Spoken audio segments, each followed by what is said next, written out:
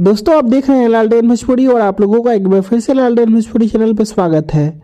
आज 31 तारीख है और आज खेसारी लाल यादव का हैदराबाद में स्टेज शो है। इसके बारे में आप लोगों को पता ही होगा। आप लोग अपने मोबाइल की स्क्रीन के ऊपर देख रहे हैं, इसी जगह पे खेसारी लाल यादव का स्टेज शो होने वाला है। बहुत ही तगड़ा व्यवस्था किया जा रहा है।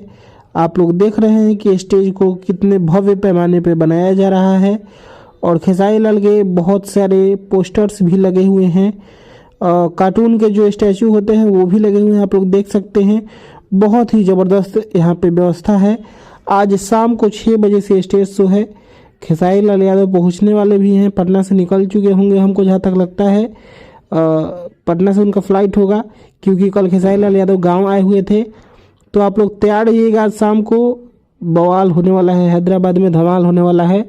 और फिर कल 1 तारीख है, कल रजौली में भी प्रोग्राम है।